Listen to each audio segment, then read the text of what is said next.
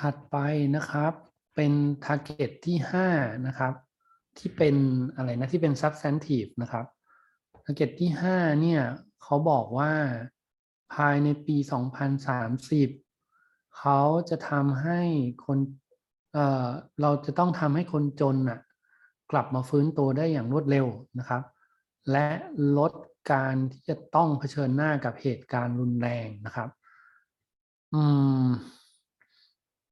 ไอ้คำว่ากลับมาฟื้นตัวได้เนี่ยภาษาอังกฤษใช้คำว่า resilience มั้งนะเดี๋ยวลองดูว่าผมจำคำถูกป่ะนะแล้วก็เหตุการณ์รุนแรงนี่เขาใช้คำว่า shock นะครับเหตุการณ์รุนแรงก็แล้วแต่นะมันอาจจะเป็นเหตุการณ์ธรรมชาตินะครับเช่นเกิดจากสภาพอากาศแปรปรวน climate change อะไรพวกนี้นะครับภัยพิบัติอะไรเงี้ยนะภัยพิบัตินะครับแล้วก็สิ่งที่มนุษย์สร้างขึ้นนะครับก็คือพวกนี้แหละสภาพเศรษฐกิจสังคมสิ่งแวดล้อมพวกนี้นะครับเขาบอกว่าเวลาที่ไปเจอเหตุการณ์ที่เป็นเหตุการณ์รุนแรงหรือว่าช็อคพวกนี้คนจนเจ็บกว่าคนอื่นนะครับแล้วก็เขาก็เลยยกตัวอย่างเหตุการณ์บางอย่างนะครับเขาเอาข้อมูลเมื่อปี2018มาให้ดูนะครับเป็นการรวบรวมสถิติจากภัยพิบัติต่างๆนะครับที่เกิดขึ้นนะในประเทศด้อยพัฒนานะครับเขาใช้เดี๋ยวนี้เขาเลี่ยงคำที่แบบที่เป็นโทนไม่ดีเขาไม่ใช้คำว่า under develop แล้วเขานอกจากคำว่า developing คือกำลังพัฒนาแล้วเขาใช้อีกคำหนึ่งเรียกว่าอะไรไม่รู้non develop อะไรไม่รู้เดี๋ยวลองฟังดูนะครับเขาบอกว่าเนี่ยในกลุ่มประเทศด้อยพัฒนานะถ้าเกิดเจอภัยพิบัติปุ๊บเนี่ยมี 14% ที่ได้รับผลกระทบเมื่อเทียบกับคนทั้งโลกแต่พอไปดูจำนวนคนเสียชีวิตเนี่ยจำนวนคนเสียชีวิตในประเทศด้อยพัฒนาเนี่ยเยอะมากๆนะครับคือเกือบ 29% ของทั้งโลกหรือว่ากลุ่มประเทศด้อยพัฒนาเนี่ยถ้าคิด GDP เนี่ยมันแค่ 2% ของทั้งโลกนะแต่พอเกิดความเสียหายทางเศรษฐกิจเนี่ยมันเกิดความเสียหายคิดเป็น 10% ของทั้งโลกเลยนะคือเวลาเกิดความเสียหายเนี่ยในกลุ่มประเทศด้อยพัฒนาหรือกลุ่มประเทศที่จนน่ะเวลาเสียหายจะเสียหายหนักกว่าคนอื่นเขานะครับก็จะมีคำว่า disproportionate โผล่ขึ้นมาตอนนี้เราได้ยินคำนี้บ่อยมากนะครับคำว่าความไม่ได้สัดส่วนหรือว่าความเหลื่อมล้ำนะครับโอเคไหมก็ลองไปดูวิดีโอนะครับ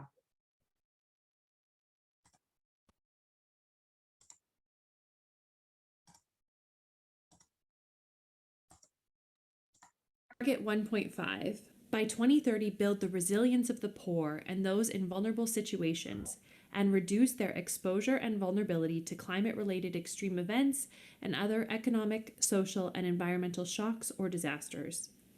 This target is highlighting the very sad fact that those who are poor and vulnerable are the most at risk when it comes to global shocks.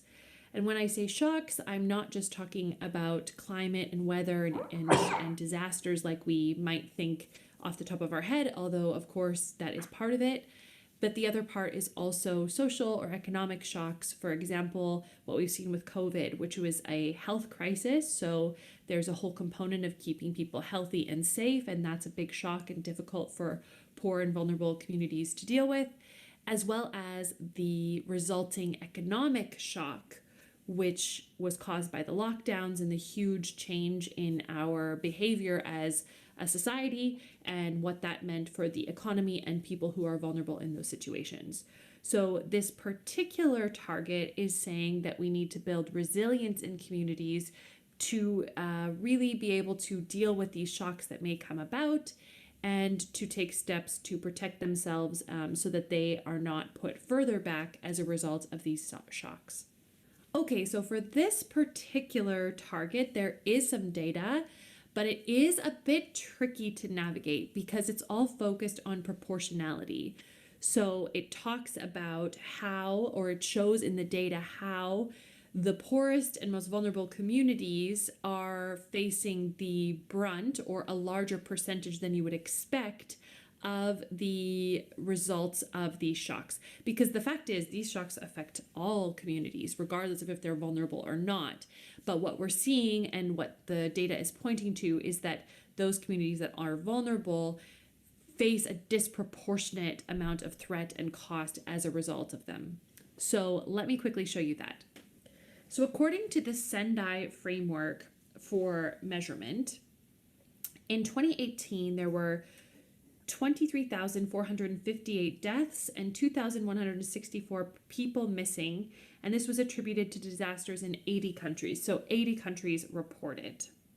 This led to an economic loss of 23.6 billion, and this was by 63 countries. So you can see kind of a difference in how many countries reported, but this will help you to kind of get a sense of the damage.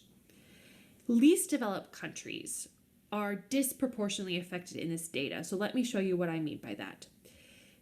LDCs made up 14% of the number of people, the population mentioned. So as I mentioned, there was 80 countries, and LDCs made up 14% of the total population of those countries. Yet, they reported 29% of the deaths. So again, this is the proportionality piece I was talking about. If this was affecting everyone equally, you would have expected to see somewhere around 14% of the deaths because that was the population that the least developed countries made up. But no, you're seeing double that. You're seeing 29%, so a disproportionate effect on least developed countries. Similarly, least developed countries made up just 2% of the GDP of those 63 countries that reported economic losses, but they suffered 10% of the total direct economic losses. So 5 times what we would have expected to see. Again, this really shows that disproportionate effect that poor countries and communities face when it comes to shocks and disasters. All right, so I will close out by going over the last 2 targets, which are the means of implementation that I mentioned, just to give you a sense of those enabling factors that also need to be present to meet the targets we just talked about in the first part of this video. So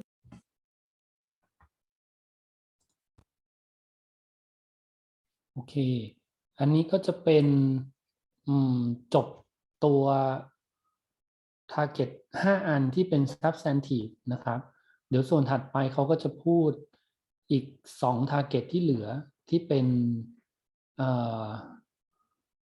ะไรนะ means of implementation นะครับ